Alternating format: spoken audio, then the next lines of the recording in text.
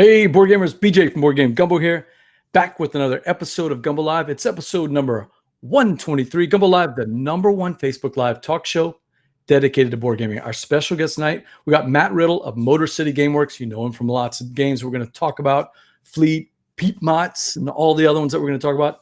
Board Game Gumbo, a proud member of Punchboard Media. Check out some of our other fine members, like the State of Games podcast. That's Chris, Daryl, and TC. They got an awesome podcast focusing on con travel, games they've played, design tips, news from the world of gaming, and my favorite segment, what really grinds their gears. Plus, TC is going to be a guest on the show. Well, actually, was a guest on our show in the past, Punchboard Media, where we all bring something to the table. Hey, hit us up on social media, on Twitter or on Facebook at Board Game Gumbo, and we'll be looking for your questions in the chat crew. But enough blather. Let's get right to our special guest. It's Matt Riddle. Welcome to the show, man. Hello. That's a great introduction. I appreciate it. Happy to be here. Really excited to be here. Austin, I was telling you, you and I met briefly over the air, but it's weird because I know your voice very well. You're like the second Podfather King. You know, the King Podfather, of course, is Stephen Bonacore, but you and Ben are frequent guests on State of Games. How did that get started? How did you guys get involved with Chris and TC and all the rest? And then the Geek All Stars with Dan, our friend Dan? Yeah, so it really goes back to Kirkman, honestly, years ago. So when Ben and I first got into this whole design thing, it came down to, we designed Fleet. We'd never designed a game before. We didn't know what we were doing. And it was Ben's idea, and there's a whole story there. But when it first got out there and it was on Kickstarter, we signed with Eagle Griffin Games, and they said, hey, we're going to kickstart this thing. And we're like, what's Kickstarter? And this was like 2012, 13, right? So it was pretty new. But neither of us were really really honestly, I didn't even have a BGG account when I think we first signed the game. It was kind of wild. So we really got moving and kind of got out there and said, we had to learn about the industry. And Eagle Griffin sent a copy to Chris for his State of the Games podcast to review, and he just liked it, frankly. And it was, him and I think it was TC back then, and his his co-host at the time, his ex-wife. It's now, but they just really they liked the game, and we just kind of met him through that, and we're very appreciative to them. He ultimately ended up giving it his Dice Ate Me Game of the Year for 2012, which was awesome. And we kind of just met and said, hey, thank you. Honestly, like we went to him and said, we want to just super appreciate what you did for this game that, we're nobody, and you liked this game, and it made a big difference. It really gave Fleet early credit, kind of before it even got out there and got rolling. And then we just became friends, and we met Dan through him. And that was, so 8 years ago, our first 2 or 3 Gen Cons, it was me, Ben, and his brother Joe, and we would go there and we would sit. We sat and worked the booth and played Fleet with strangers, and then we would go sit in the board game library and play games all night because we didn't know anybody. And we weren't against meeting people. We didn't know anyone. And that was our first 2 Gen Cons probably. And we kind of met Chris and just kind of became friends. And then we did the State of Games podcast, I think once early on about Fleet, and then met Dan. And we've done Geek All Stars a lot. You're the Draft Kings on the Geek All Stars. I love the draft. I tell Dan all the time he needs to just lean into the drafts.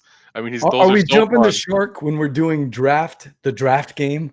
Yeah. I don't think so, because it's one of my favorite episodes. But I remember the first time I heard it, I was like, they're doing the draft game? This is amazing. Yes, I know.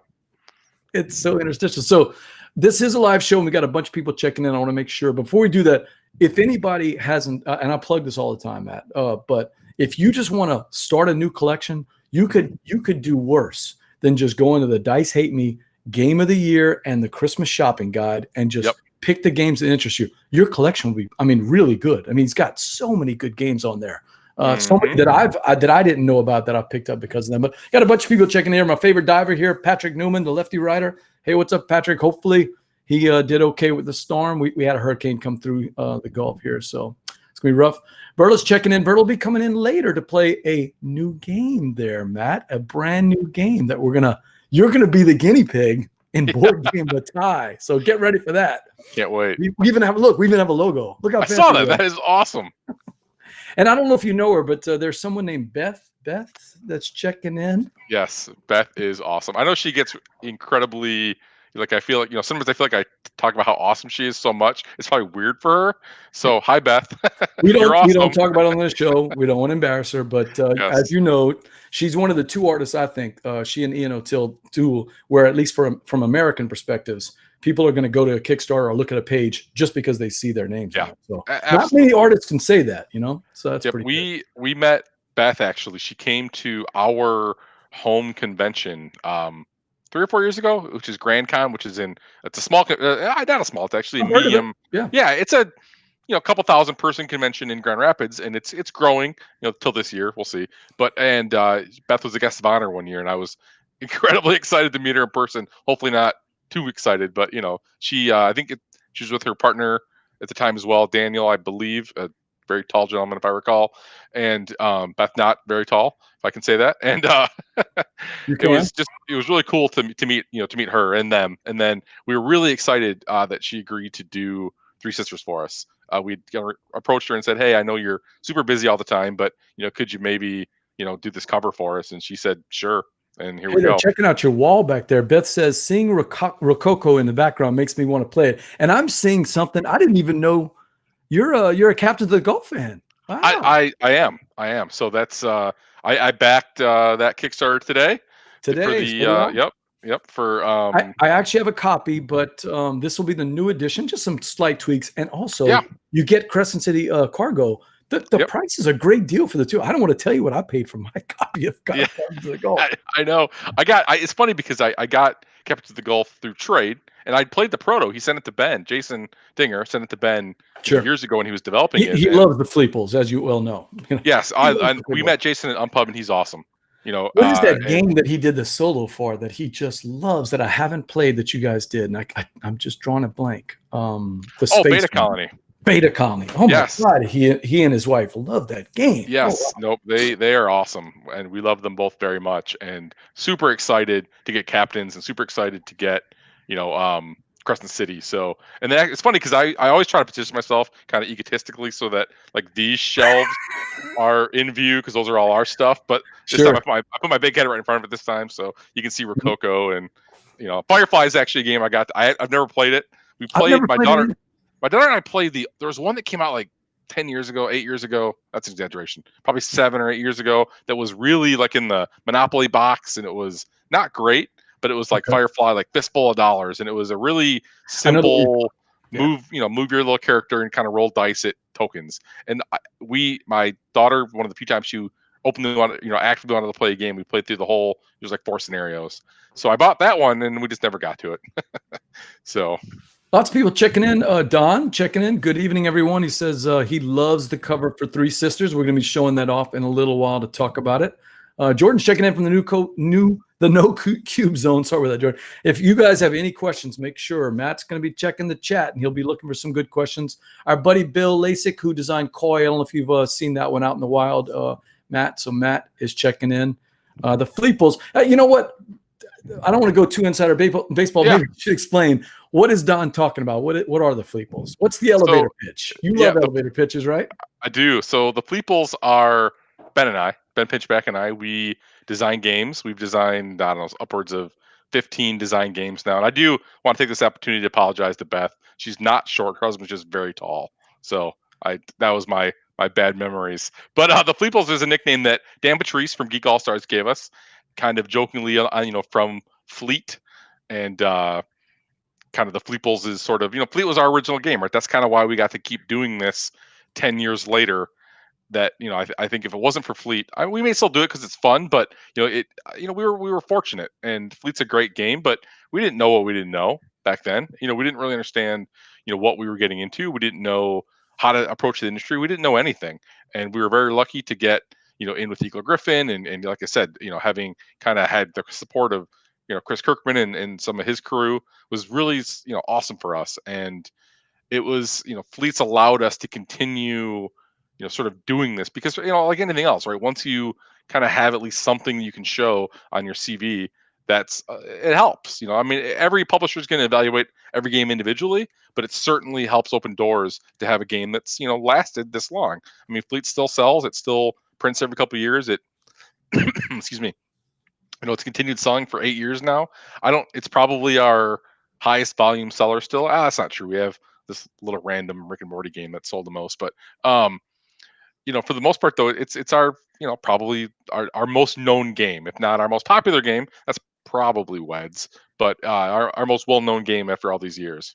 So Yeah, she said I'm 1 foot shorter than Daniel, but still 5'7". That's not short. I know. I felt She'd so be a bad. I giant. saw that. Daniel's just really tall. Right. I mean, Right. that's. So I haven't played Fleet, but I will tell you what I Mhm. have played. Your buddy the Brant, who is probably the biggest cheerleader for Fleet the Dice game, cornered me Yes. and Alex Goldsmith at Gen Con last year. And he's like, Yep. you gotta play Fleet the Dice game. So we Yeah. sat down and played it. I loved it, man. I'm telling you. Thank you. You have a little signature. You always call them disappointingly mathy games. There's a lot of math in that game. But I told people after I played it, I said, I played a lot of roll and writes. And, most of the roll and writes that's what they are. They're roll and writes. They don't feel like a board game. They feel like a roll and write. That's what they feel like. Yours did not feel like that. And that's a compliment. It felt like I was playing a board game, not a roll and write. Does that make sense? Oh, absolutely. So, I mean, it 100%. I mean, and Brant is awesome, by the way. I second that. Yes. And I love the Brant. I do too. So we didn't consciously decide that Fleet the Dice game was going to be different than other roll and writes. I think we knew we wanted to do a dice game of Fleet, and we knew that we had an opportunity. Again, Eagle Griffin's done quite a few of our games, and they're very open to the idea. And again, because Fleet has continued to sell over the years, it was a good opportunity to, it's to kind of reuse that thematic license and some of the ideas that we have in Fleet in a new way. So we set out to make Fleet the Dice game. We had a few ideas. We kind of did it really slowly, never really got anywhere. And then one day Ben kind of came. We worked together in our real life jobs, and then also we've been friends since we were kids. So we talk all the time, text and messenger work, whatever. So he said, hey, I got this thing, and it's Fleet the Dice game, and it's a roll and write. I'm like, a roll and write. I'd played a couple. They're okay. Say it. It's a game. They're games. Ding! I told Dan I would ding if you ever said that during the show. So I just, they're not like, I don't get to game a ton. Like I really, we game probably once every 2 weeks, as far as like, and if I'm going to play a game, I want to play a game, right? I want to play Rococo, as Beth mentioned earlier. I want to play something that I can get into a little bit. So my filler gaming isn't very often. So, playing Quicks and some of those other ones, they're okay. I played Ganchan Clever, and I liked it. I thought the app was awesome because you could play it in like 20 seconds. You can, yeah. But I didn't. Either way, all that to say, and they showed me this, like literally, it's like a friggin', it was like a sheet of paper. I think it was literally like this big, and it was just I'd call it a spreadsheet if I was being a little honest. And it was like, the whole, he had the original idea of zone of boats, was kind of like the Fleet part. Like you're going to catch fish on boats and you're going to have licenses. And then it was sort of like insert good idea here on the other side. So we just began hacking away at it, and got the idea to kind of put in the market and sort of those different individual buildings inside, the town. And then the wharf is kind of like another set of boats that do different things. And right away, he had the idea. I think one of the things that he came to the idea was that he wanted to do, the whole point was we're going to take the cards in Fleet and put them on the dice, right? So I think at first we might have had more than just fish symbols. It was like also some money and some other things. And we slowly kind of stripped that away as we developed it, honestly, because frankly, there was enough going on without having two other symbols on each die. So it was just to really take the cards in Fleet, stick them on dice and see what happens. And it really all came down to that original, again, kind of jokingly flowchart that Ben came up with that represented the licenses and the boats to catch fish. So that's kind of what got us going. I wouldn't say spreadsheet, although I was a little worried as the Brant was teaching us. The hall monitor came in and said, we only have 3 hours to complete the test, and we had to keep our pencil in the circles. Yeah, so it's no, but in all seriousness, my favorite part is the dice choosing mechanic, I guess is how you would call it. Yeah. So maybe tell the chat crew how is that? Where did that come from? I've kind of seen it in other areas before, but I like the way you guys did it with Fleet the Dice game. Yeah, I don't remember if that was an original idea or if that's one of those. Sometimes we literally just so there's we call it the Feld, which is the acquisition mechanic usually, right? Because like a lot of Feld games are like Trajan. I love Trajan. We'll come to that later. I don't want to give anything away, but So you know, Steve, did you hear that? Mark that down. It's Go ahead. 6 individual zones that have barely anything to do with each other, all tied together by the fact that you're playing Mancala, right? So the feld is the thing that basically drives you, you know, your action selection, or is you kind of like jokingly what we call it. So I know from originally we wanted to do dice drafting, so it was more a matter of how to do it in a way that, you know, made sense for what Fleet the Dice game was. Now, what we found very early on when we were designing that one is that there was so much going on those 2 score pads that we probably needed to keep the dice draft relatively simple. Okay. So we did. Makes And sense. that was really kind of the genesis of the idea that we're going to do everyone pick a die, and then the leftover die everyone gets to use. And that sort of idea behind the leftover die was really one of 2 things, honestly. Part of it was just mechanically to speed things up a little bit, we're not playing 15 rounds, right? Because you're getting another action every round. Oh, yeah. Okay. Yeah, I understand. and that's a mechanical reason, but also we wanted to have that tension that comes with being that player 3 or 4 times throughout the game, where you're like, okay, well, I want that, especially in a 2-player game, frankly, right? I want that. You know, she wants that, he wants that. You know, and then so it's not just take what's best for you; it's also take what you think's going to make the most sense. You know, for you to take by yourself, then it's going to help others the least. Not quite hate drafting, but the idea of sort of, you know, because you know, for the most part, Play the Dice game is 1, 2, 3, head down for 45 minutes. You know, there's not like it's not an interactive game in the sense that you're caring what people are doing. But that exactly. So that was we wanted to have that interaction where you were affecting the outcome of other players. So your score sheet's not, but right? Play the Dice game? Yeah. So is there anything coming out? Anything you can tell us? Anything new with that? Absolutely. So it was very successful, honestly. It sold incredibly well, and it's been our highest rated game until recently. Actually, we've got one of our newer games is staying ahead of it, but it's got less ratings. But you know, obviously critically successful. It sold very quickly. Took a long time to get reprinted, which is not my decision. It's finally coming again, the second printing with the mini expansion in November.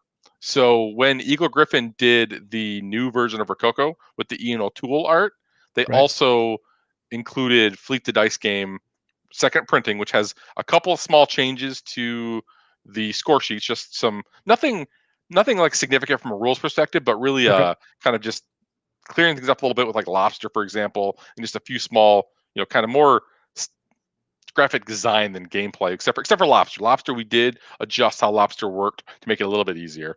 And then also some graphic design stuff to kind of clean up a few of the questions that we got a lot. And then it included a expansion, which is another pad that's just next to your 2 pads. So you got 2 pads plus the expansion pad.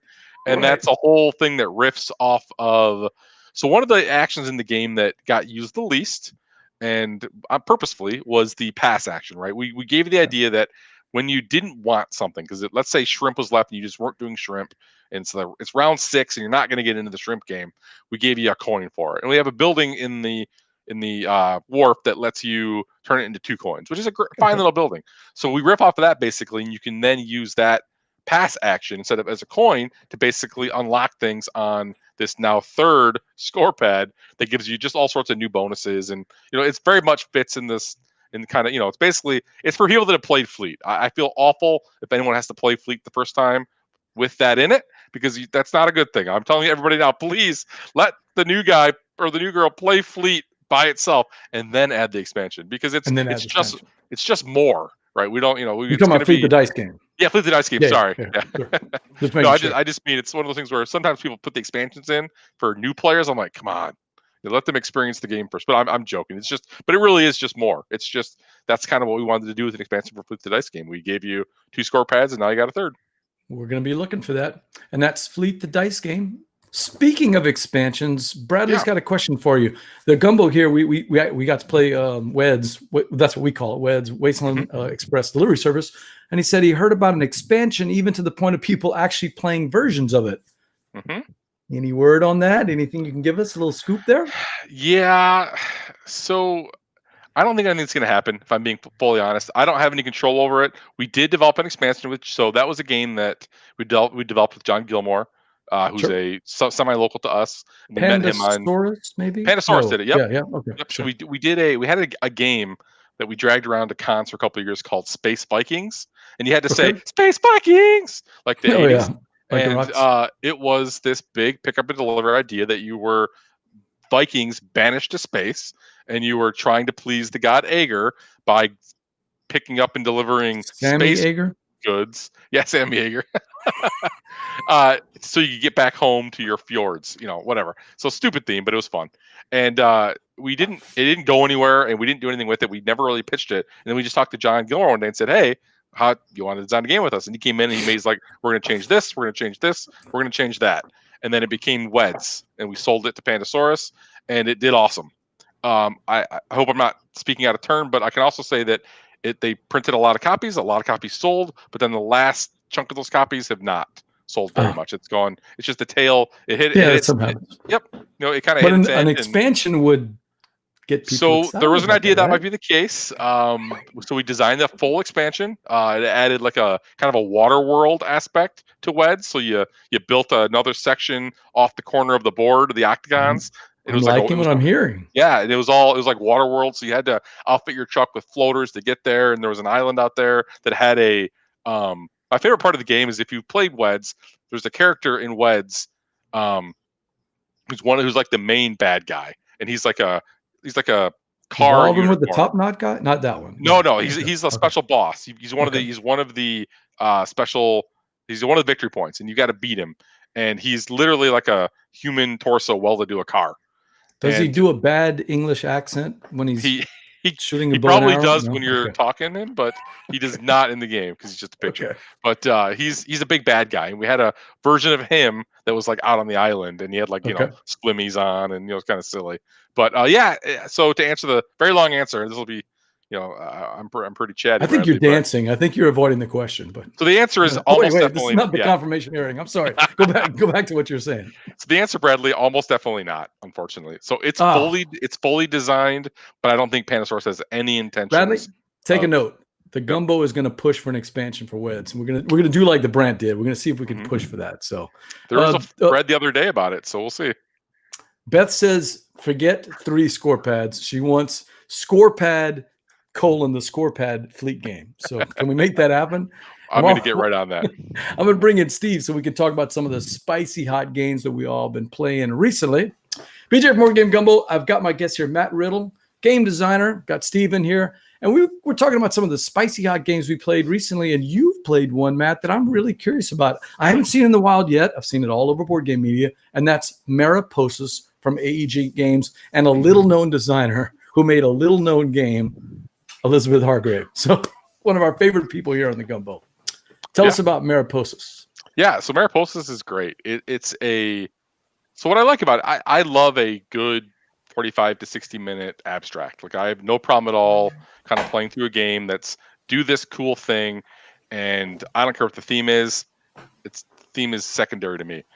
What's cool about Mariposas, I think, is that I know, but Mariposas actually feels pretty thematic, and it's pretty, and I love the kind of black, sort of matte finish on it, and the butterfly tokens are these cool little butterfly tokens. Steve, look at this. That's kind of a cool, shading the way it is. It's very pretty, and the game is incredibly simple. You're basically drawing action cards, or I'll call them action cards, that tell you can move X spaces, right? And it's basically it's usually a combination of several small moves or one big move.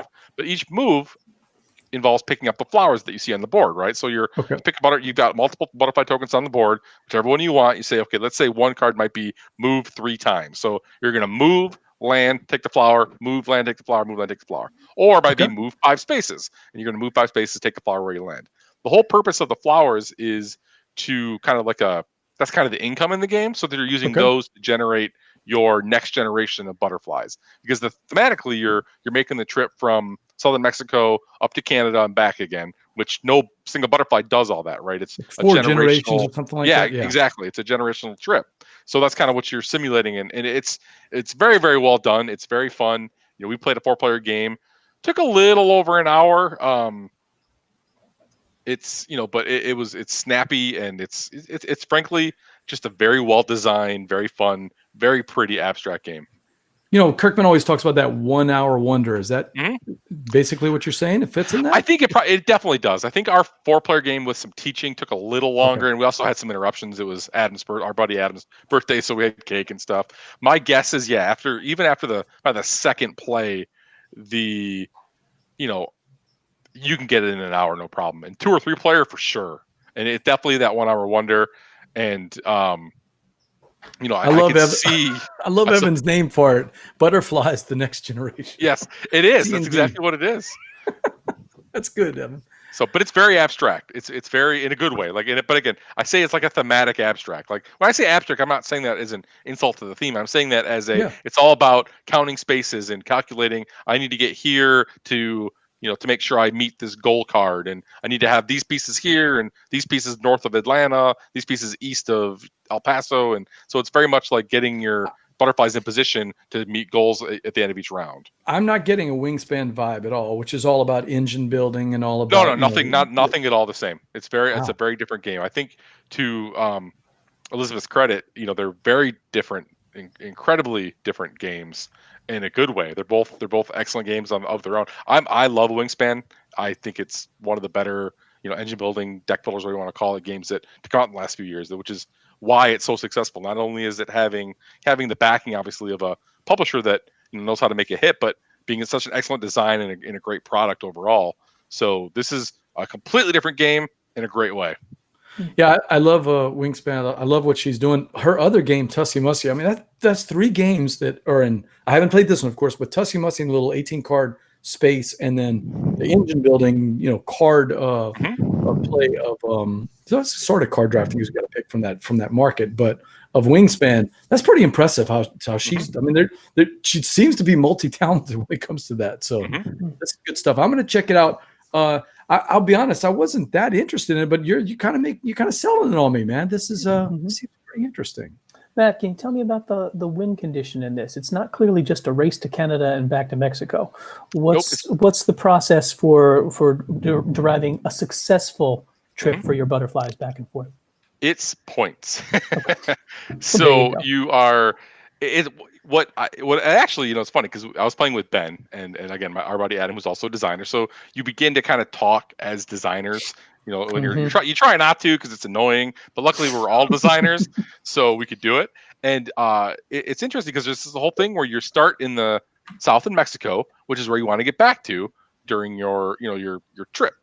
And what Elizabeth did in the design that was so clever was that she uses, there's basically spring, fall, summer. There's 3 rounds, and there's increasing actions each round, and the scoring conditions at the end of spring, summer, and fall are forcing you kind of out into the board. What you want to do is get everything back to Mexico by the end of the round, before winter. You want to get your luck almost.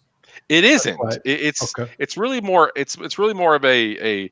I mean, there's a risk factor to it because especially in that last kind of fall round, that okay, so this is going to generate me this many points, and then even in the summer, because it's kind of forcing you to like the kind of call it the northeast corner of the board, and I'd love to play it again and see if I ignore those and I focus on getting because it's all about getting your last generation, your 4th generation. They're the only ones that score. Like if I can kind of sort of maybe do a little bit less focus on the bonuses, can I get more butterflies back to Mexico to score the points at the end of the game, and it's very well done because the push and the pull between the end game round bonuses are very well done against kind of the overall end game goal of getting as many 4th generation butterflies back. So after all that, it's points. What's the dice for?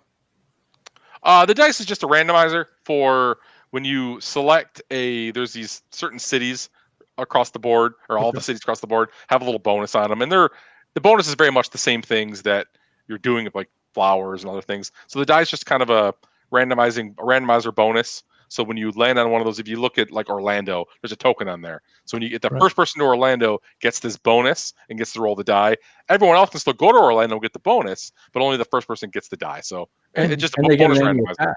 Do they get an annual pass also to? They do not. No, there's no butterflies at Disney.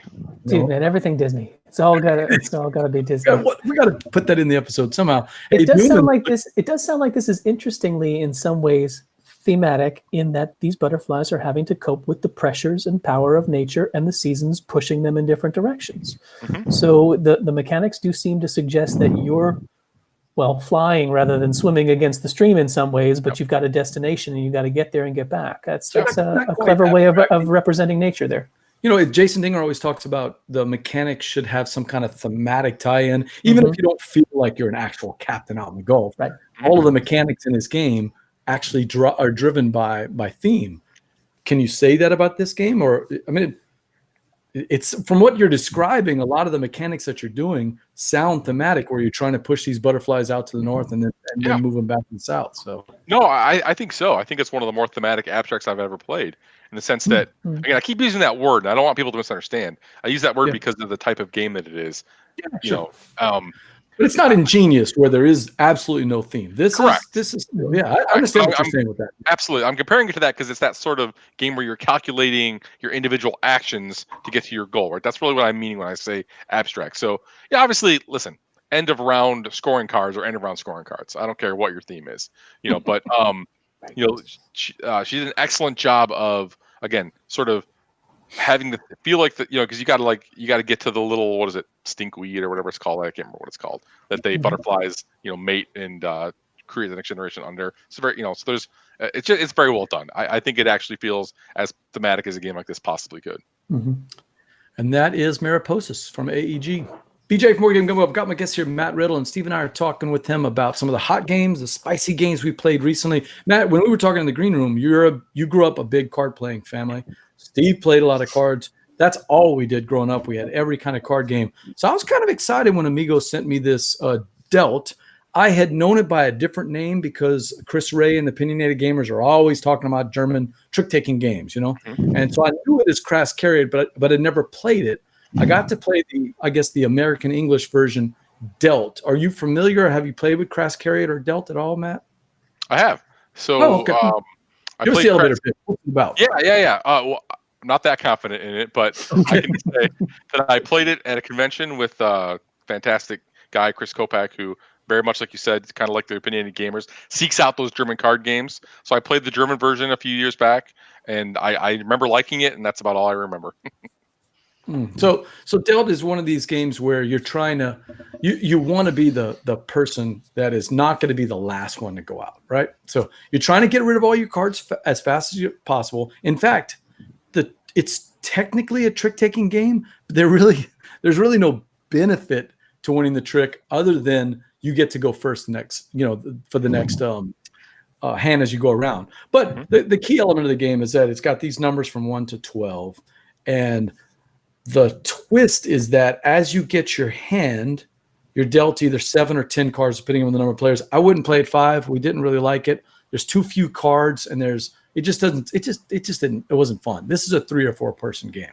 With a 3 or 4 person game, you get 10 cards, and the hand you're dealt is the hand you have to play exactly how it's dealt. So you're looking at all these cards, and that's the cool puzzle. It's a very simple puzzle, but how do I play these little single cards so that I can get my pairs and my runs of 1 and 2 or 1, 2, 3 next to each other? Because the faster you go out, the less chance, the 0 chance you have of losing one of those 2 chips. And that's the key to the game. You want to keep your chips. So each player is going to play 1 or 2 or 3 cards.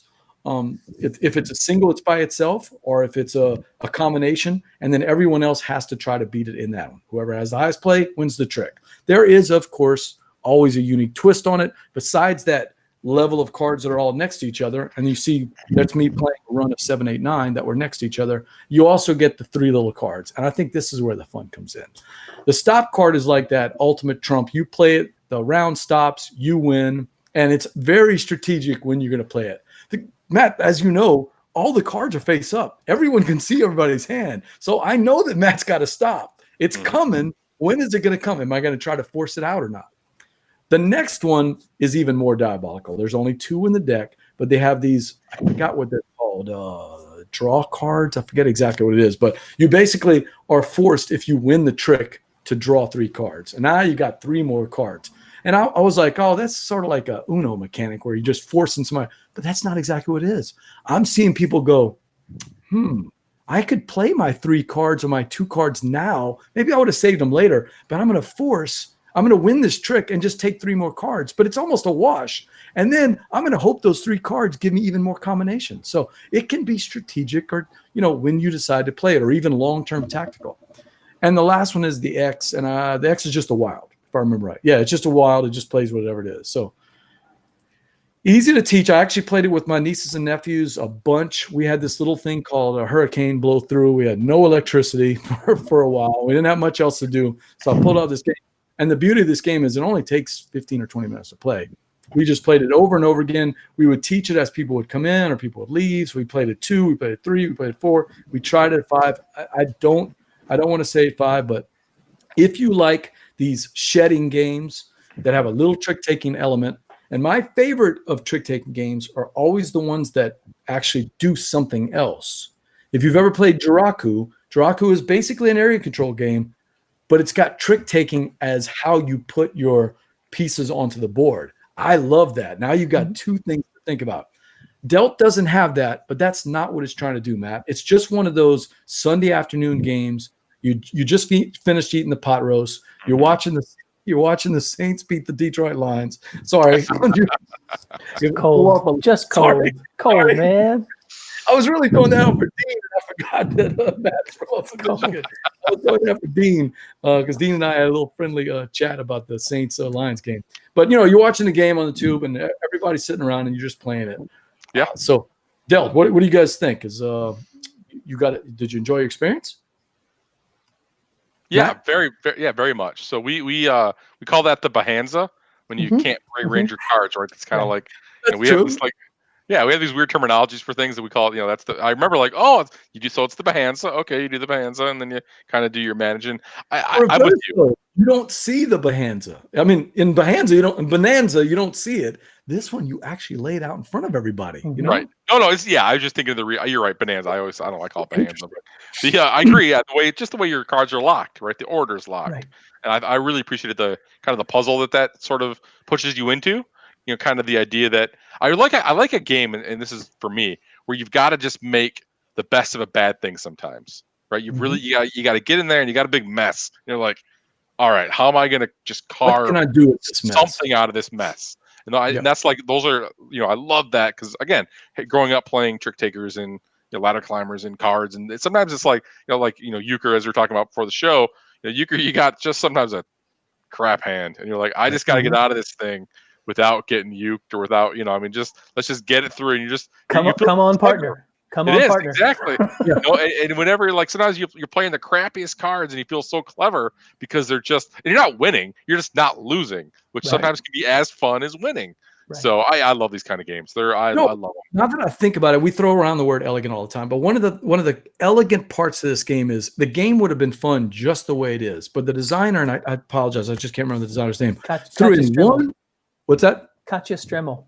Katja Stremmel threw in one more twist that to me makes the game kind of elevated from other games like this, like like a Fuji Flush or something, because it sort of feels a little Fuji Flushish, but it's that reserve. Each player has 2 cards in their reserve. Yep. And there's that juicy, delicious decision where you really want to get that reserve card. Oh, I could put that 3 here, and now I've got 3 3s, and that is unbeatable in this game. But if I do that, I'm going to have nothing in the reserve. And if I can't play, I'm out automatically. That's a really cool decision. And one of the things that I thought was pretty elegant about it. I totally agree. It always amazes me too as a designer when a game like this, and I think you're very correct. It's Katja Stremmel, I believe, and to my knowledge, this is her first published game or her only, I would say, BGG entry. Now, it doesn't mean she doesn't have other published games, but and it's always impressive to me when a game that's this, because your first design is hard, and it's just such a great game. It's just so excellent. That's Delt from Amigo. I give it a thumbs up for a Sunday afternoon game. If you're watching a certain team beat another certain team. Not saying anything in particular, just mentioning that out there. So, BJ from Board Game Gumbo. I've got my guests here, Matt Riddle, and Steve and I are talking hot games with them, some spicy hot games. And if we're going to talk spicy, just right off the hotness of BGG, we got to talk Ponte del Diavolo, Steve. Give us hotness. Jeez, hotness off of BGG. Was there an internet when this game was made? I don't know about that one. 2012. But Steve, Matt, before I go to Steve, Matt, have you ever heard of Ponte del Diavolo? I've never heard of it. Okay. All right, Steve, give it to us, man. Well, I hesitate to do this because I'm like going to win this for $4 in an auction someplace. So if I talk it up and it's good, all of a sudden I'm going to get pipped. Yeah, exactly. This is a tactical little tile laying game, 2 players only. And you are basically, again, it's themeless but themed. You're going to be laying out tiles to try and create islands and try to connect those islands with bridges. You only lay 2 tiles at a time, or you lay a bridge on your turn. One of those 2 things happens. You can either lay 2 tiles anywhere on the board, they don't have to connect, or you can connect 2 of your islands or sandbars with a bridge. An island is 4 connected squares. It can't be bigger than 4, but it can be smaller and be a sandbar that eventually grows into an island. Okay? And the goal is which color is the islands? That's the red both one? of them are the islands because each of you is either the light or the dark player, and the rest of it is water. Okay. So you're kind of playing like chess, white versus black or dark versus light here. And it's clever the way it happens. It's completely tactical. It's the game of blocking bridges and blocking islands, essentially. So you're going to get a picture, Matt. By the end of it, this is it's all wood pieces. And you get, if you were able to look at this at board level, you'd see that these were like the bridges over the canals in Venice. It's an homage to the man who created Twixt, who ended up living in Venice in his later years. By the way, a little background. This is a version, right, of Twixt from Alex Randolph. It is.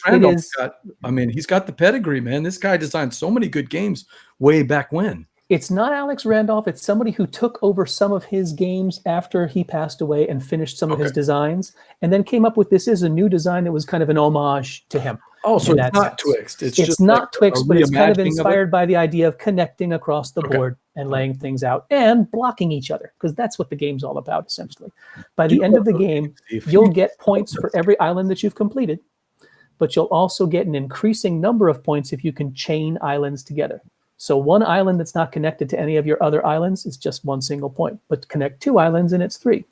Connect 3 islands and it's 6. Connect 4 islands and it's 10. The rules are funky in that when you're laying down these tiles, the moment you put down a bridge, no tile can go underneath that bridge. That's now permanently water. So you're going to be blocking people out by laying your bridges or putting down tiles between their tiles before they can lay their bridge.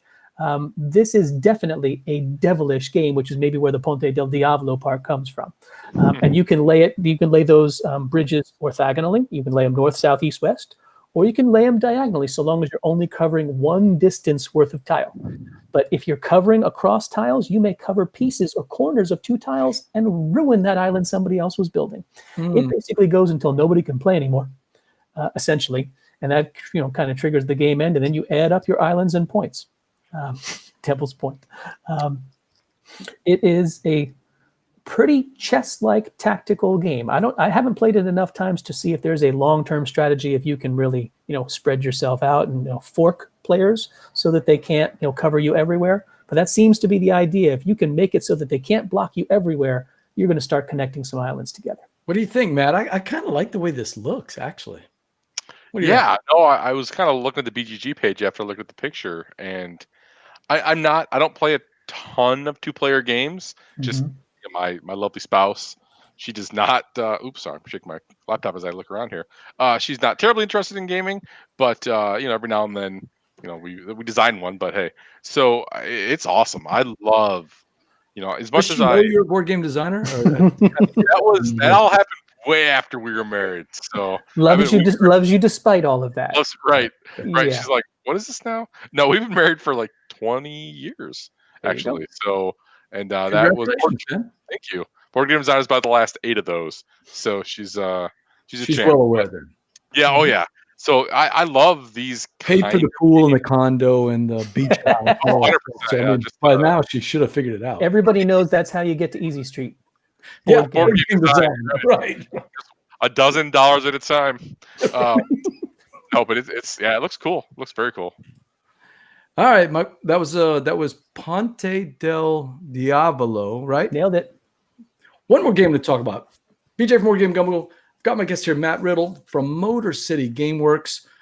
Matt, you've got another game coming out, this time on your own label, as we used to say in the music biz, right? Three Sisters. You've got a lot of people juiced up because today you released something very, very fancy from a friend of ours in the chat, Three Sisters, and the cover art from Beth Sobel. Tell us about Three Sisters. Sell me on it. Yeah, Three Sisters. So we are incredibly excited. It is probably, I think the best way to describe it is probably a spiritual successor to Fleet Dice. Now, they're very different games, where Fleet Dice has as we talked earlier, kind of a very simple sort of, dice draft. You roll the dice, everyone drafts. This has actually an action rondelle that you kind of roll dice and spread around. Ooh. So again, kind of using our hokey designer talk, we call it the Ispahan. So you roll a bunch of dice and you kind of spread them out, right? So we've got that mechanic. Yeah, me too. We honestly, I do as well, and I love it in Ispahan. I love it in Grand Austria Hotel. Might be my favorite game. So either way, all that to say, it's nothing like Fleet Dice or Ispahan really, but kind of the idea was we're going to take the this idea of sort of action selection, right? And again, so we've got in this case, instead of custom dice like Fleet Dice, they're just D6. And we are able to take the D6 and you sort of spread them out around the rondelle based on how you kind of clump them together by value. And with that, each die that you select is going to do two things. It's going to work in your garden, the reason the game is called Three Sisters is because it's an old planting technique from the indigenous peoples of America, where you plant potatoes, beans, and corn. And there's basically a bunch of scientific reasons. Yeah. Yep. And those are the three. Rotate them through, right? Yeah, like the corn goes first, and the beans kind of go up the corn, and then the pumpkins kind of go, or the gourds kind of go around. And they, Ben actually, I think his boys literally learned about it at day camp. And it's one of those things that people have done for years and years and years. And it's called the Three Sisters. This game in no way, we're not. It's modern, right? It's literally your backyard farm. It's modeled after Ben's actual house. Frankly, he lives out in the boonies. He told us in the Punchboard Media thing, it's modeled after his backyard. Yeah. He's got all of the stuff in the game. He's got. He doesn't do a ton of corn, but he's got the garden. He's got the fruit trees. He's got the beehives. He's got all of it. And we live in kind of rural, sort of the northernmost borders of Detroit, and you can get a little space if you're out this far. So either way, all that to say, Three Sisters is based on. It's a very much. So the whole cool bit, frankly, is when you take a die off of the action rondelle, you're going to use the value of the die. That's going to tell you which portion of your field you're going to plant or water, because you've got to plant your corn, and then it's got to grow, and the corn's got to be so high, then you can plant your beans, or you can plant your pumpkins around the outside edge. So the die selection is going to give you the action from the action rondelle, and it's going to give you if you pull a 5, it may be, so now you got a working zone 5. And then you also get the action from the rondelle, which may have been farmer's market or the shed, or there's different actions that you've got mixed in. So every die is giving you two things, and the whole push and the pull is making sure that you are maximizing your planting and your watering, because that's how you get points, right? Is to grow your corn, grow your beans, grow your pumpkins, and then also doing all the other kind of things that you'll recognize from Fleet Dice, where we've got the sheds full of tools that modify how you play, and then there's the beehives and the fruit trees that score points different ways, and then there's the the perennials are below the garden, and they kind of give you bonuses. And it's got that very much has that kind of Fleet Dice-ish action. It's not a board game with you're trying to elevate that roll. Exactly. It's very much a Euro strategic board game that happens to be a roll and write, and you get these multiple actions where you're like, this gets you that, gets you these, gets you here, go do this, and you're doing that whole thing, right? And that's really what we wanted to do. And we did this because we wanted, the reason we're doing it as Motor City Gameworks is because we truly feel like this is still, even a year, almost 2 years after Fleet Dice is released, still a somewhat untapped, market. This idea of these kind of thicker, heavier strategic roll and writes. And we wanted to do our own. And we wanted to make a game that was different than Fleet Dice, and it is, but it's still sort of, you could recognize it as a, sort of a progression almost from Fleet Dice. It's not more complicated, but it's definitely different. because of the way you're doing the action selection and the dice in the rondelle. So, but you'll feel like, okay, you'll recognize elements, but not in any way that makes you feel like, okay, this is the same game again, just different theme. It's a different game altogether, but kind of builds off of, I think what we've got, sort of our equity we built from Fleet Dice. So that's kind of the point. I'm calling shenanigans though, Steve. Because Matt tells us that, it's all about the mechanic. I don't care about the theme. But the entire description of the game was all about how you got to do this with the planning and you got to water and the corn grows. I mean, you're buying into theme, I think, Matt Riddle. It is. So a roll and write is actually a good way to do theme, because you can you basically just draw this little map out and you're like, okay, so how are we going to represent planting your corn? Plant your corn, and then you got to water your garden. When you water so honestly, my favorite part of Three Sisters is you've got this really cool garden that's in 6 segments, right? Because D6, right? And there's a mechanic that twice a game it rains, and when it rains, everything grows. So basically, there's a push and pull between when you plant your seeds, then you have to go water them, and they grow. And each little piece of corn is 4 boxes, and each bean is 2 boxes, and pumpkins are varied between 1 and 5 boxes.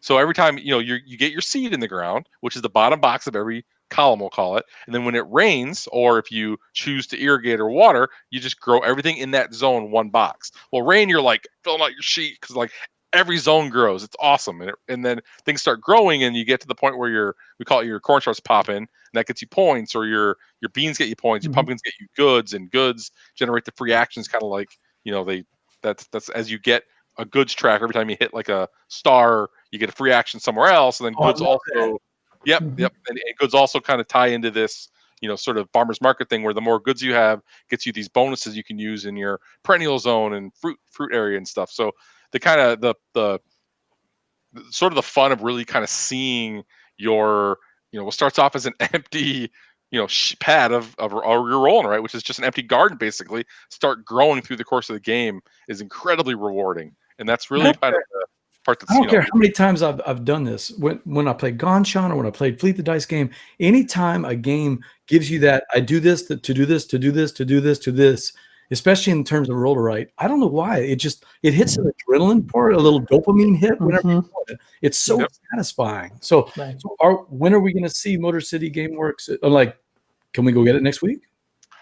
No, appreciate that. I think we are. So our plan is to use Kickstarter, because we're not trying to become Renegade or Ismade, right? That's not our goal. Sure. Our goal is to get a game, at the most 2, probably 1 game. If it goes well, a game a year, just from us to the folks that want it, as directly as possible, and kind of do it so really for ourselves and for the folks that are out there willing to help us back and help us buy our stuff, which we're super appreciative of. So we wanted to get out there and kind of do this just to have this opportunity. So we're going to kickstart March 9th of 2021. So that gives us a little bit of time. We're getting protos together, so I'll let you know, BJ, and we'll be getting those out. And want to look at it. Yeah, Chris Train, our friend who designed Asking for Troubles, he wants to know, was it theme or mechanics first in this one? You've talked about that before on other podcasts, but what about for this one? This one was definitely theme. Was it Ben sitting in his backyard going? It literally was. That is absolutely. No, that was 100% what it was. I mean, we always joked that Pete Mott's was him looking out his window going, I want to make a game about a bird feeder. And that's what Pete Mott's is. It's a game about a bird feeder. It's a hard... his ears were burning. We talked about you earlier, Brant. We did talk about Brant. Yep. So, and he actually has got to play Three Sisters. So we did some testing last year, and Brant was awesome and tested for us. But all that to say, it was literally Ben looking in his backyard going, I've got a garden, I've got a beehive, I've got fruit trees, I've got my compost pile, I got my shed. We need to get all that into a game. So here we are. I can imagine that you guys do that with a lot of your games, like Three Sisters. I mean, Weds, it was obviously you guys making a Target run and getting stuck in traffic and having to deliver the kids to after school or to the baseball game. Sure. We need to turn this into a game, right? Why not? better to call it Three Sisters than Ben's Yard. I think you made a good tactical choice there. That's solid. Look, when I had Bill Lasik on the show, that's where koi came from. He was looking at his koi pond going, you know what, this could be a relaxing game, but with a little bit of meat to it. So when you do this, I always love hearing that. when you do this as a roll and write and you're trying to make it thematic, Mhm. like you were talking about before, you didn't feel like a butterfly in Mariposas, okay? But Beth said she did. Maybe you don't feel so much like a farmer in this, but I think a lot of the theme for things like this with a roll and write is not to make the theme real, but to make the mechanics plausible. And it makes it feel like when you're doing it, okay, I get where it's going. It seems like it's mimicking. Okay, I'm not going to be the same thing as a farmer, but it's mimicking that. And that gives you that little bit of a jolt to that. I get that. Yeah, no, exactly. And I think it's, there's always this sort of idea when you're designing a game of what are you? Mhm. And I can't really tell you. I love Pete Mots. I'm not sure what you are in Pete Mots, and we designed the game. You're, I guess, somebody watching birds. Why are you putting them in front of you? Why are you controlling them at the feeder?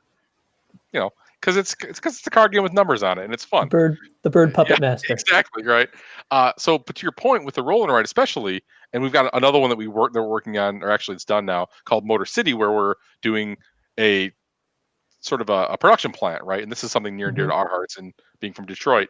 And again, it's to your point. You're not being like you're an engineer, but what you're doing is you're replicating the zones of either, in this case, in the case of Three Sisters, a garden. In the case of Motor City, you're representing the zones of a production plant. So the things you're doing inside those zones need to be as much as you can, sort of feel like the thing you're supposed to be doing, right? You're planting corn and it's growing, and I mean the shed's abstracted very much, right? The shed is a whole bunch of tools that give you bonuses, right? So it's upgrading what you're doing, right? Yeah, exactly. Like, why does the shovel give you a bonus when you grow hydrangeas? Because we told you, right? Because so. But to your point though, it's very much making sure that the things that you're doing on this pad of paper feel like the thing that you're telling people that they're doing. Right. Hey, chat crew, March 9, it's going to be on Kickstarter. Circle your calendars. If you've played Fleet the Dice game, if you haven't, you should.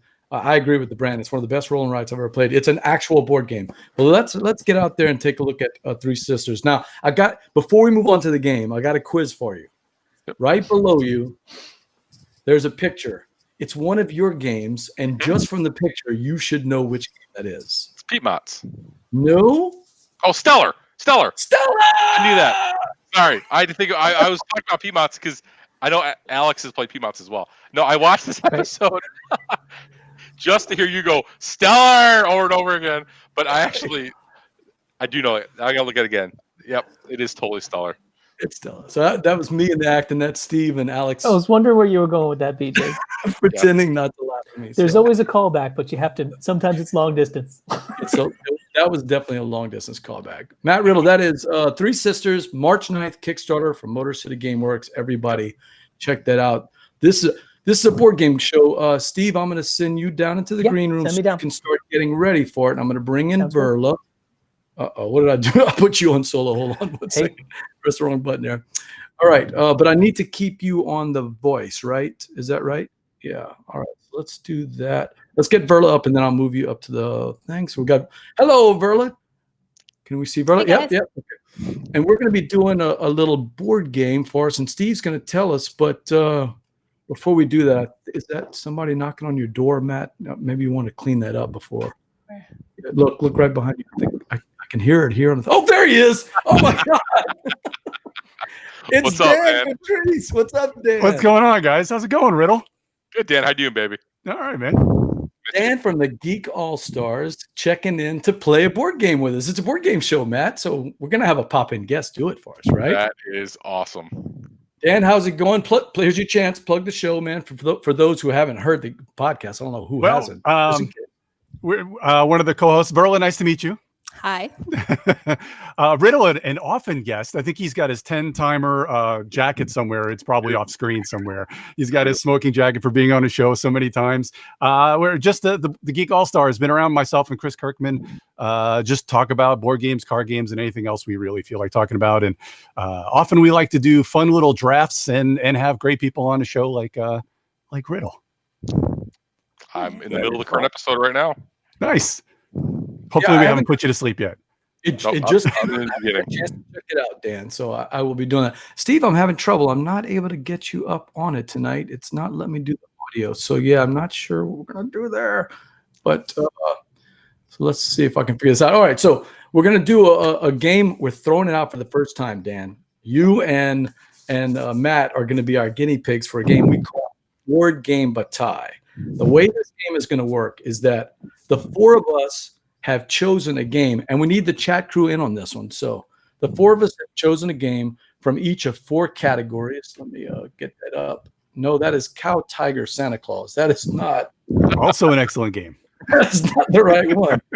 There we go. Okay, we got it. We got 4 categories, and what we're going to do is I'm going to name those the category in all of the games, and then the 4 of us are going to talk about those games, right? And at the end, we're going to start eliminating those games one by one. There's a bunch of games, and chat crew, you get to actually pick the last one. So Steve's going to be monitoring the chat, and whichever one you guys pick, what we're looking at is in that category, it's that game that's it. There's 6 games go in and only one's coming back out. It's the one game you would keep. That's the one you would keep out of these. So any questions about how the game is played? We ready to go? Okay, Verla? Good? Okay. First category is, shockingly, category, right? The Feld round. So I'm going to throw out 6 games, and then we're going to start talking. Now, chat crew, I'm going to tell you that we sent our choices to Steve. We don't know what each of us are actually pulling for. I'm fully expecting Matt and Dan to try to throw us off. And Dan, by the way, Matt's been doing it all episode. He's been throwing out little hints to make us think that's the game he would play. I know Riddle so well, I could probably pick out every game that he's in every category that he likes the best. Riddle, let's keep an eye on what. All right, the Feld round. We got Castles of Burgundy, Bruges, Trajan, Carpe Diem, Amerigo, and Macau. All right, who wants to go first? Verla, why don't you go first? I'm going to go for Carpe Diem. Carpe Diem, really? Diem. I love tile-laying games, and I got really inspired because yesterday I was looking, and they are coming out with a way prettier version of it. I think next year. The box is white. They got rid of that hideous cover art. The tiles, the pictures of the tiles, you can actually see what the buildings are, and it's going to be so improved over the current version, and I vote for that one. And you agree, Dan? Is that Carpe Diem? Is that the one that should last? The only thing about Carpe Diem feels like the game that Mr. Feld, somebody said to him, "Hey, we owe Aaliyah one more game." And they're like, Carpe Diem. I mean, Mr. Feld, he's way too nice to do something like that, but I mean, it's a fine game. I just don't know why they had to put out a new, because people couldn't follow Paths of a Star. They had to put out a new version. So yeah, I didn't get that. That was ridiculous. They better put the star back in this 3rd edition. I agree. In what, 2 years? Yep. But Okay. I still love it. I haven't still fully upgrade. Yes, It's Chris, hard thank because you. every one of these games are great. I mean, they're all it's Feld, so they're all great. But Carpe Diem is great. I've demoed it twice, and I can't even play the game. I mean, I've played it on PGA. I just find the board ugly, and I don't see what people like about this game. Matt, back me up here. Come on, man. I mean, it's got that really well-known Aaliyah, just luster and amazing production quality. say it, Riddle. Say it, Riddle. No, I'm not. I'm saving it. I'm saving it because I don't hate Carpe Diem. Thank you. I don't love Carpe Diem, but it's good. I think it's a good game. I've only got to play it twice, and I'm going to very much sort of echo, that I also love tiling, and I think Thank that you, Don. no, I'm holding off. I'm being good. So I think very much that I love just a nice little tile draft. I have no major complaints. It wasn't amazing, but I think it's a good, solid game. I don't think any of his games, especially on this list, none of this list are hateable.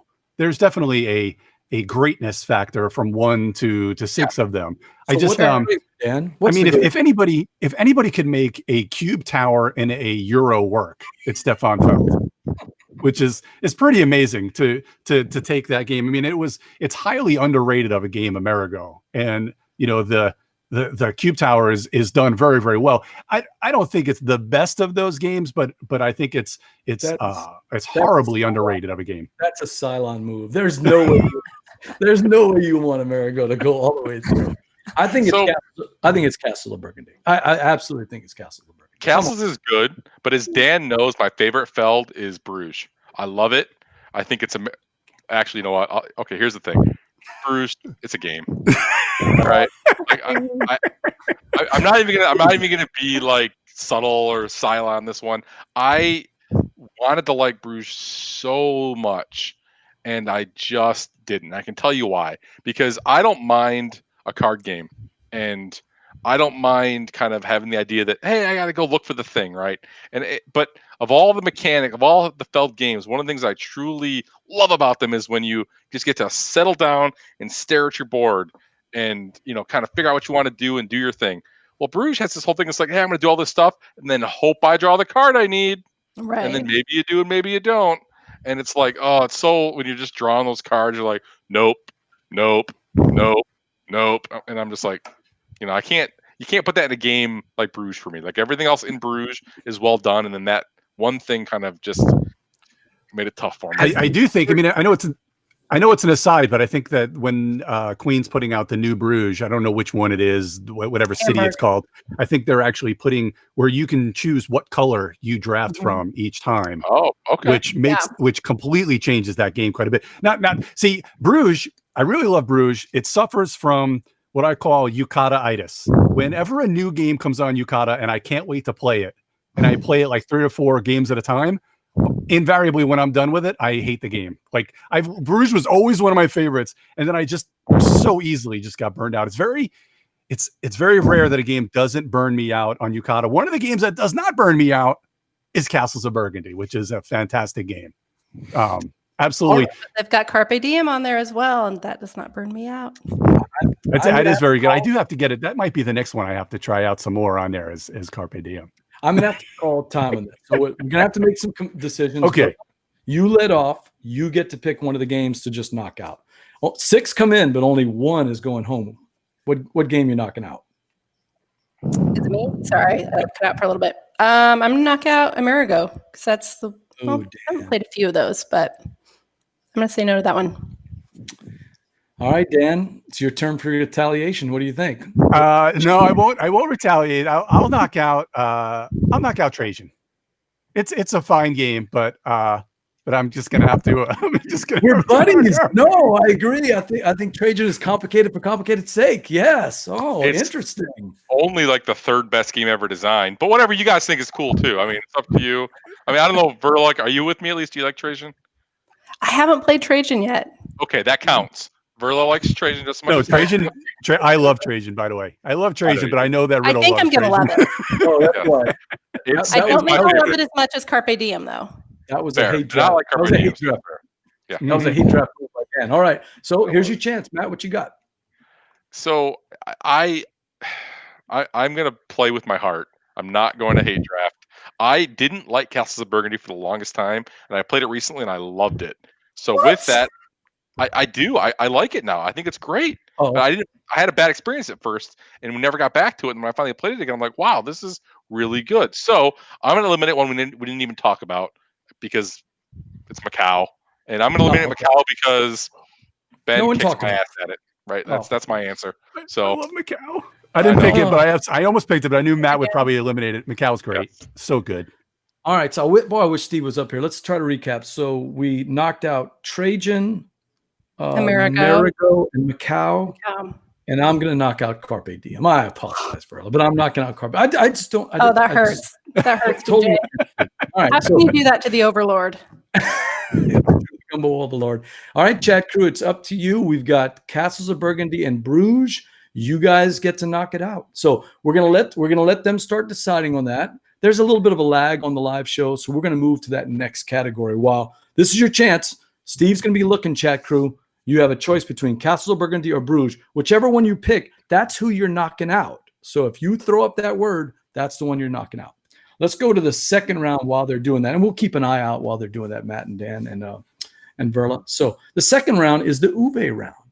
Uwe, oh, Don, look, it's already coming out. Goodbye. Right. So we got, the Uwe round. We've got Agricola, Caverna, A Feast for Odin, Bonanza, Patchwork, and Fields of Arl. Dan, you're on the clock this time. Tell us on a game. So you could pick Agricola or you can take Better Agricola, which is Caverna. So once Caverna came out, there's no reason to ever play Agricola ever again. So I'll just say that. Plus, I hate feeding mechanics, and Caverna makes it a lot easier to feed your people. Caverna. Matt, is he right? Is Caverna Agricola 2.0? You know, I this is going to be shocking. I've never played Caverna. Okay. I know. All right. So I played Agricola. I like Agricola. I don't love Agricola, but it's a good game. Caverna just never, because I knew it was Agricola 2.0 and Agricola is sort of middling for me, I kind of let it go. I love Uwe. I think he does so much cool stuff. To that point, I'm going to make sure that we don't lose track of the greatest two-player game ever designed, Patchwork. Oh, I thought you were going to say Baseball Highlights 2045. I don't know what. Also excellent, Okay. but Patchwork, I love it. So why is it the greatest game? Because it took the first kind of, it introduced us back into this like polynomial craze that we're in today, and just I think a two-player game like that. I played the app, a game that I could play hundreds of games of on the app and never get tired of is truly a gem, in the sense that each play is so tactical between the piece that you want and your board that you never get tired of it. All right, we're getting a call back before we go to Verla. Bruges is out. It's Castles of Burgundy for the win. Steve posted up in the chat who got the points there on Castles of Burgundy. And then back to Verla. Yeah, I know I did. I voted for Castles of Burgundy. Anybody else? I did too. No, nice. Oh, Riddle. What was your choice? Was it Trajan? Trajan, right? Yeah. Because it's amazing. All right, so I'll let Steve update the chat there with who's got the points on it. But Verla, up to you. Did Matt Riddle convince you? It's pretty close because I love me some Patchwork, but I'm going to go for a Feast for Odin. It's great solo. Feast for Odin, yeah. Feast for Odin, more of that tiling, polyomino goodness, but on a wider scale and a little more challenging.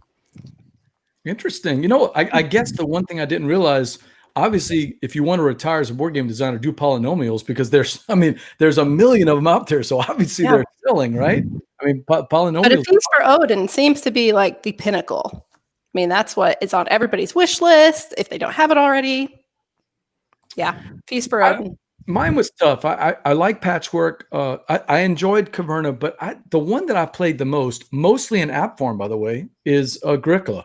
It's got it was one of the first of the apps that I really, really enjoyed going, wow, this is not just an app. This is a really good game. It had this I don't want to say it was a solo game, but it sort of had things that it would introduce as you would learn the game and play the game and have to develop. I played that thing a ton when it came out. Patchwork is great, and my mom still doesn't understand Bonanza. I don't know why. She doesn't play any other game. She's an amazing blackjack player. It's so good. We can't teach her Bonanza. She just doesn't understand the fields part. I don't know how you can be so good at blackjack and not get Bonanza. So I feel bad. Go ahead. I'm sorry, BJ. I was going to say, Verla's going to hate me because every one-liner I have is about a game that she's picked. But I want to say, because I was waiting for Riddle to say it, because I think he said it on my show one time, that a Feast for Odin is a game with 80 spaces where you're really only going to use maybe 7 in the whole game. I think that was a Riddleism. I don't think that was me, but I agree with it. No, but that said, I do like a Feast for Odin. No, I do like it. It was just a one-liner that I had come up with, but it is a excellent game. I have not played it. It looks like Frankenstein to me. It looks like a billion things all, just smashed into one. Am I right? It is, but not in a bad way. So Evan says perfect family game is Bonanza. I was tempted. I was really tempted to go Bonanza, but I'm going to go with the old daddy. I'm going to go with Agricola. I think Agricola is the best one out there. At least I want you to think that. Let me see if I can do the point. See, can you guys see right there that if you zoomed in, those are 2 expansions for Bonanza right there. All right, we're going solo. Let's see if we can see that. Yeah. Okay, there it is. It's the gangsters and the whatever one of the other expansions. Bonanza is great. I just love it's such a good family game. You have to put a cap on the trading point, or else you'll just sit there and try to argue over a trade forever. But it's a fine family game. I think you're stalling, Dan. You're gonna no. Oh, am I up first?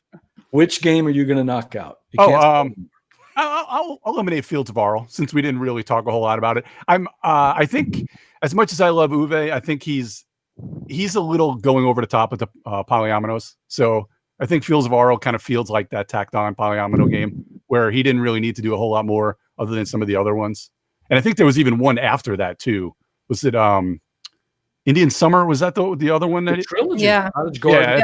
Yeah, it's too And much. Spring Too Meadow. much. Spring Meadow. They kind of were overboard, but it had marmots in Spring Meadow. Yeah, I did like What Spring other Meadow. game has marmots? And supposedly all those games came from basically pieces and parts of Feast for Odin, right? At least that's what I've heard. So Ish. Yeah, I think that's pretty fair. Yeah. Uwe does a lot of the self copying, right? He takes pieces of his own thing and does a new thing, and he's got a lot of that. Riddle, what you got? We got Fields of War knocked out. What are you going We're with? gonna kiss Caverna goodbye because I played it. He owed that to me. He owed it to me on that one. That was payback. What were you going to say? Why are you knocking out Caverna? Just because I haven't played it. That's Okay. it. No other. I No do good think you would reason. like it, Riddle. Riddle, you need to try it at some point. I might. It was a tiny bit of spite for this guy, but It's okay. Just wait till next round, Riddle. I love them all next round. I've played all these games except A Feast for Odin. I'm going to knock out A Feast for Odin. I'm sorry. Putting the stamp down. Wow. It's out. BJ. Again? It's out. All right. So was that your fault? Hey, That's Who's in ruthless. charge of the show again? Okay, You're so just forgetting. to recap, we got Fields of Arl, Feast for Odin, and Caverna waiting on Verla. What are you going to pick, Verla? Bye-bye, Agricola. Oh, no, I deserve that one. Yeah, I deserve Yeah. that. Okay. All right, chat crew, it's on you. All we have left, surprisingly, out of the entire Uwe universe, we're down to I think there was some hate trap in this one because I don't think Bonanza and Patchwork is the best two games. But let's see which one of you two, Board Game Bataille, who's going to survive the Board Game Bataille, chat crew, Bonanza or Patchwork? Remember, the word that you're putting up is someone you're going to knock out. So it means you want the other game to survive. And let's go on to the third round. This time it's Matt's round, the Pfister round. Alexander Nice. Pfister, one of my favorite designers. I think you're a fan, right? Yeah. Oh, I love him. We got Great Western Trail, Maracaibo, Mombasa Broom Service, Isle of Skye, and Oh My Goods. I'm curious. There's some tough choices here. It is. So it actually really does show Pfister's range. I mean, he's done so much. Like I'll be honest, my admittedly one play of Maracaibo wasn't the best. It was awesome because I got to play with Dan, which was awesome. Yeah. But I didn't love the game. Frankly, it was okay. Some of it was just like I didn't love just ripping through cards at 100 miles an hour, trying to find the ones you want and then having to use. I love multi-use cards a ton, but that one didn't. It was fine. It was a perfectly reasonable game. I love Mombasa, but of all the games on here, if I'm being 100% honest, Isle of Skye is genius, and I am. All right, Matt, we can be friends. We can be friends. Oh, Verla, it is one of the best games ever designed. And I know that's a co-design. It was Alexander Pfister and the same person he did Bruce with. I can't remember his name. Pelican is his BGG game. So I remember talking to him afterwards, being like, because him and I had spoken in the past about other things, and that game is just so good. And I haven't got to play any of the expansions yet. I want to, but I think the original's so great as is that I just haven't needed them. So it's Andreas Pelican. Thank you, Andreas Pelican. Yep. Okay. I think it's a good choice. I'm not as big a fan of the Isle of Skye's that drafting mechanic that everybody else seems to like. I kind of lose myself because it's economy and it's drafting and it's placement and it's supposed to be in auctiony too. Auctiony, right? But it's supposed to be this kind of breezy little family game, and it feels a lot more than that to me. The two that I really like, Great Western Trail and Broom Service. Everybody talks about those two games, and I'm gonna tell you, Broom Service might be one of my top 10 games of all time. Broom Service has got an amazing mechanic in terms of, are you gonna be that brave witch, or are you gonna be the scared witch? And you know that the person behind you knows what you think you're gonna do, but are you gonna do what they think you're gonna do, or are you really gonna do the opposite? So, and plus you got all the movement around the board. So Broom Service and Great Western Trail, that's my two. But Broom Service, I think, one of my top 10 games, I would have to be it. What do you think, Verla? Am I right? I'm going to have to disagree, but I haven't played Broom Service yet. I'll probably love it because Pfister is one of my favorite designers as well. But I'm going with that and Isle of Skye. Again, back to that tile laying theme. But like Dawn was saying in the chat here, they didn't feel like it worked very well for two players, which I totally agree, and I won't play it at two. But you get 3 to 5, 4 to 5 is really that sweet spot. And normally I don't like auction games and economic games and everything. And I feel like what that adds, though, to this tile laying game is just enough to not be overwhelming in those mechanics that I don't usually like, and just ties it all together so perfectly. My family and I have been playing it for a couple of years now, and just we never get sick of it. Well, we got Steve with the big update. Matt takes the early lead, 6 points. Wow, Matt, you actually picked Bonanza? I love Bonanza. Wow. In a million years, I would never have picked that. You would pick that. That's an excellent job. It's the first UVA I owned. I love it. I mean, I absolutely love it, but I didn't pick that. It's amazing. Good job, Dan. So, Dan, did Verla convince you about Isla Sky? Or you?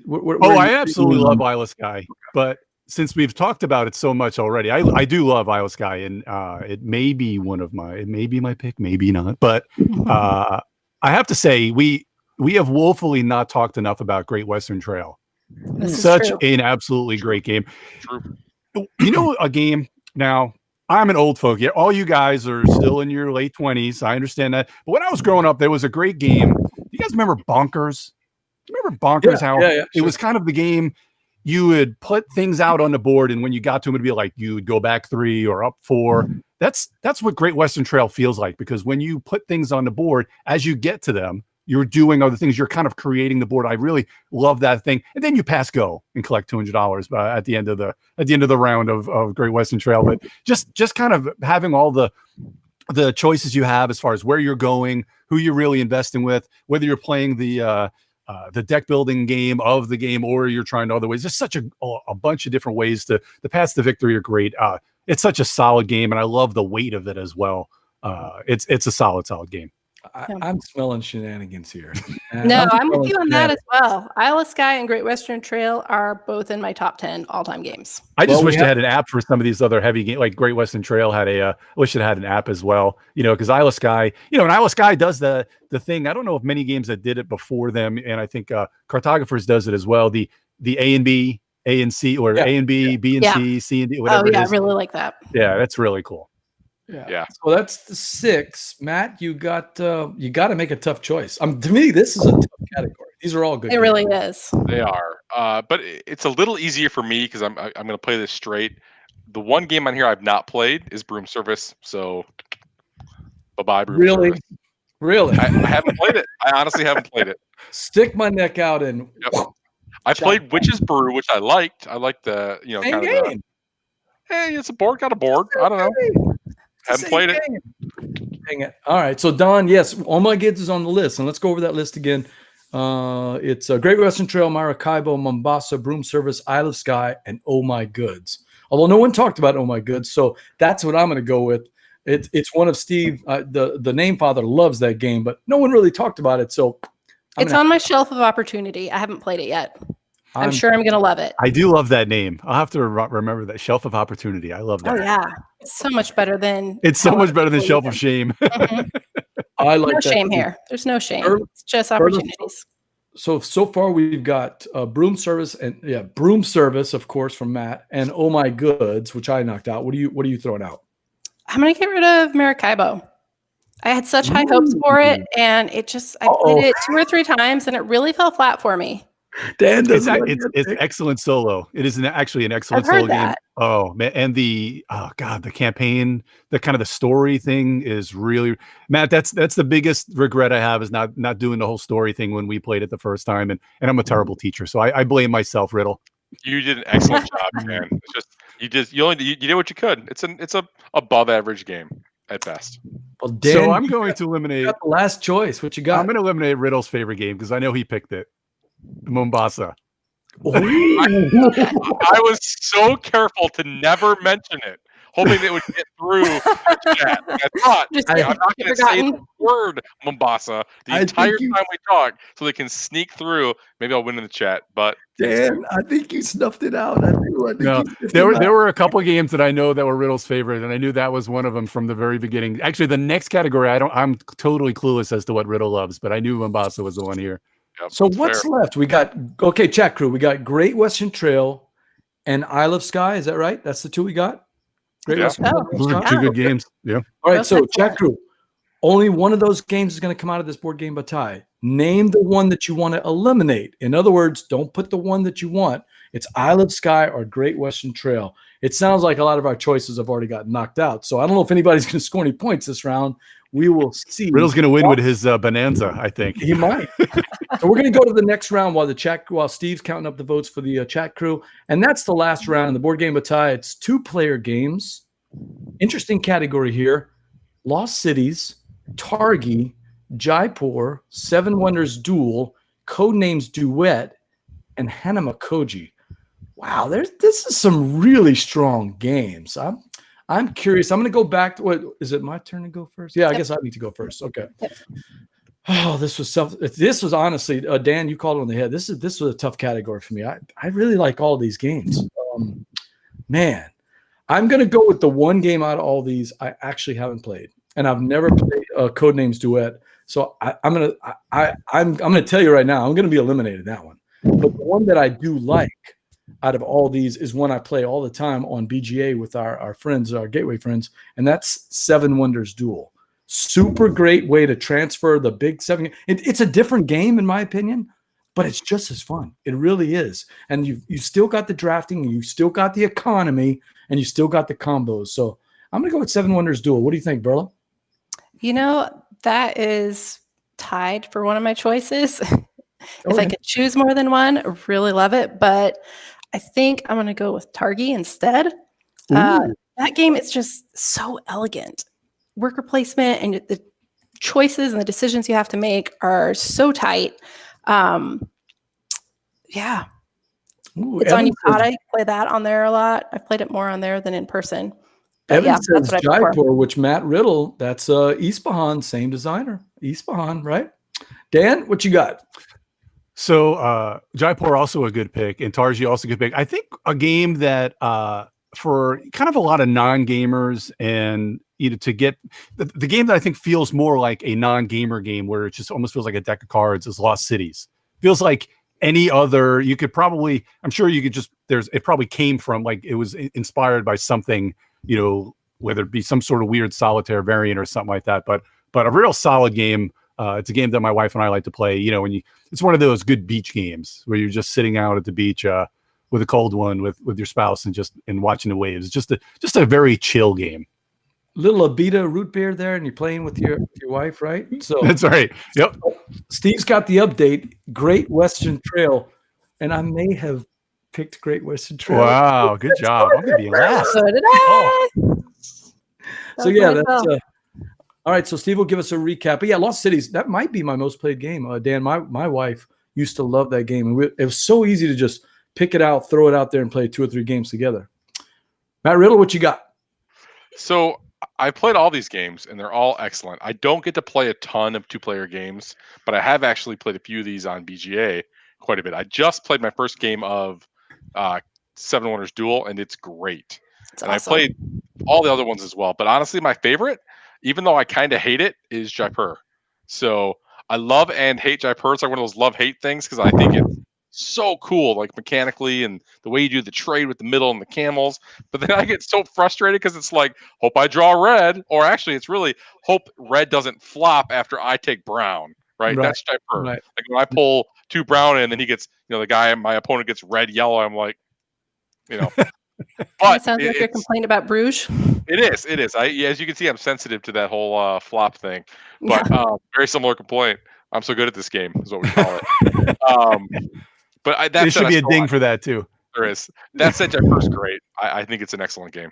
All right, so time to recap before we make our final choices. We've got Verla with 5, Matt with 6, I've got 5, and Dan, as they say in horse racing, you can see everyone. You can see them all with 2 points. All right, this is it. Time to make the choices. I guess it's me to go first, and I am going to knock out. Well, I told you which one I was going to knock out. Codenames Duet, because I haven't played that version. I played almost all the other ones, but just haven't played that one yet. Verla, what you got?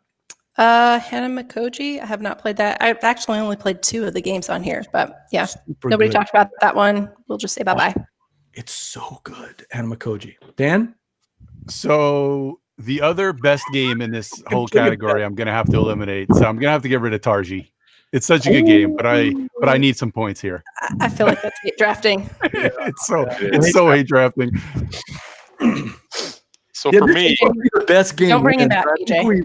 I think we changed that. All right, Matt, what you got? So I'm gonna just get rid of what I think is probably the one that I'm playing. This is gamemanship, and I'm gonna eliminate Seven Wonders Duel. Not because it deserves it, because I think it probably got votes. So wow, that's a great game. Man. Love Seven Wonders Duel, and a great app as well.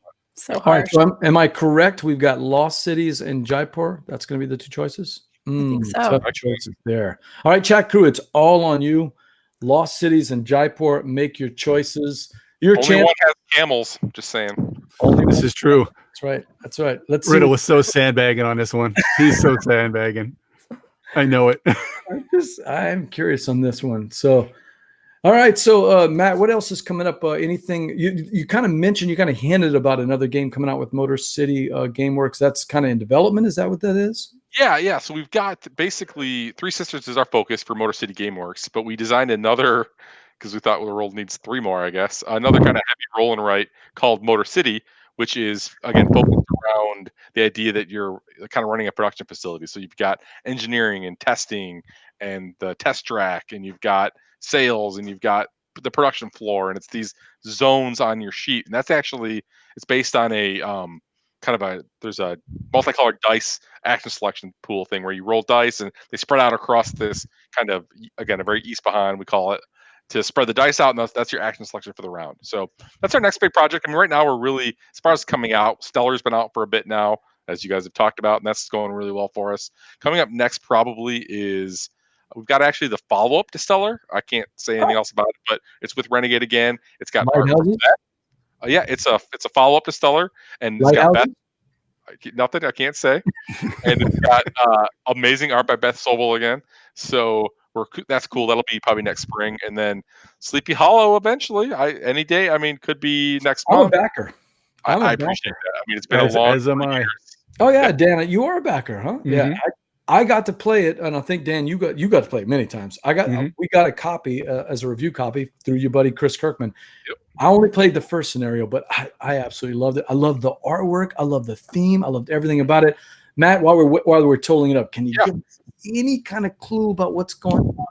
There's been a lot of changes. Are you guys involved in those? Absolutely. So they took our original design and they basically said, okay, so we really, again, probably mechanically that game was a big challenge for us mechanically, but then you get into the story part and that's just not really our expertise. Right. So what Creating the Games wanted to do is they wanted to make sure that, the mechanics that we kind of designed through the look, because we basically designed a, 8-ish scenario game where every scenario was like a brand new game. Honestly, they all played differently. They all had different. I mean, your characters were progressing through this, kind of world, through this story, but every single game was different because the map was different and the rules were different.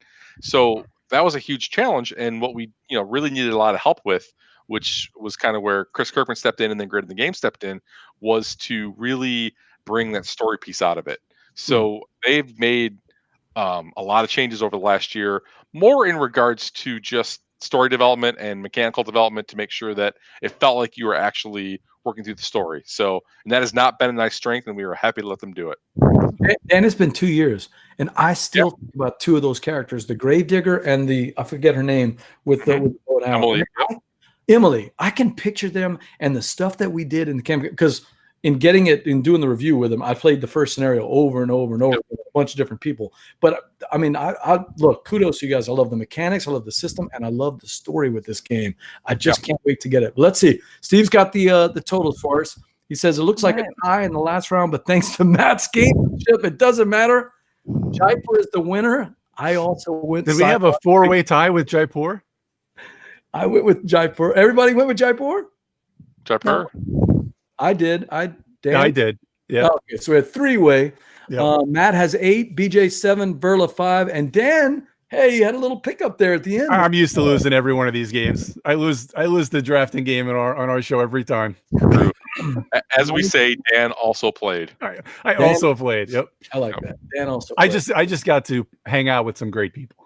Hey Dan, thanks for coming on, man. Appreciate it. Quick plug for the show again, if you don't mind. Tell people. Yeah, please Well, which show? To be honest, check out the Geek All Stars. I also do a board game news show on the Major Spoilers Network on the Munchkin Land podcast called the Munchkin Minute. So you can check out board game news, and I do some digital news and Kickstarter news on there as well. But check out the Geek All Stars. We just dropped a show this week, and coming up in a couple weeks, we're going to do a horror movie draft when we've got Rob is coming back from Blue Peg, Pink Peg, and also. We're going to have David Waybride is also coming back to do it because he was on last year with me and Chris and Rob doing some horror movie drafts. I am absolutely going to finish in last place in this, without a doubt, because I'm not a horror movie guy.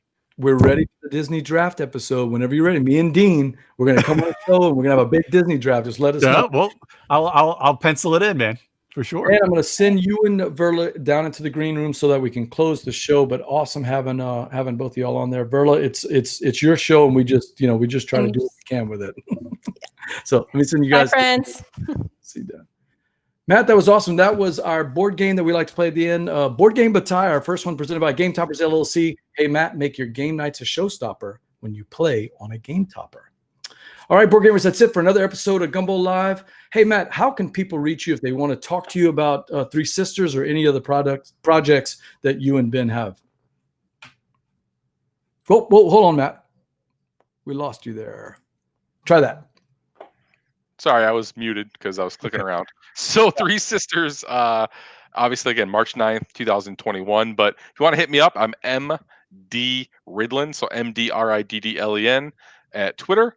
Or just Riddlen, RIDDLEN at Board Game Geek. You can geek mail me. I will answer. You can DM me, at me, whatever you want, and I'll talk. So I don't have Facebook. Ben does. You can find him on there. I think Fleet's got a page. Motor City Gameworks might have a page. Really, yeah, I mean, we're kind of driving a lot of our focus through Twitter because that's where we hang out. So, and yeah, anytime, any questions, and it's going to be next few months, we're not going to inundate you with it. We're not going to beat you over the heads, but you'll hear about it as we kind of make progress and have new things. It'll be tweeted. It'll be talked about on there. So we're going to be looking for it. Make sure to like our Facebook page, facebook.com/BoardGameGumbo, and the YouTube channel. It helps us get the word out about all of our upcoming shows, including next week, Chris Glane, the designer of Studies in Sorcery, maybe Weird Giraffe Game's best game yet. We're going to be talking about it with Chris and also some of the other shenanigans that we like to do. Hey, Matt, I'm BJ from More Game Gumbo. And until next time, laissez le bon temps rouler.